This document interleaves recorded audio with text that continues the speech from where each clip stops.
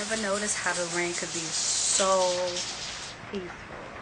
It was out here and it was pouring not too long ago, probably 15-20 minutes ago. It was like monsoon out here, and I came out and sat, and it was so peaceful. It was loud, but it was so peaceful. And now I don't know if it's actually drizzling or not. I don't think so. I think it's just the runoff from the roof, but it's so nice right now. Rarely do I get a chance to sit out when I come over here. I'm in Poconos right now. Rarely do I get a chance to just sit out and enjoy, like, not even just the weather, like all of nature. All of this is like, it's very calming right now.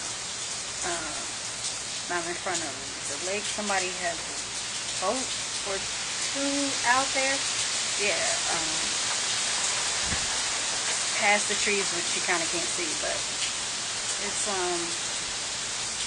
very nice right now. I'm enjoying this before I go to sound check with Sally and Shawnee, aka Baby Usher. But yeah, I just wanted to share that with you.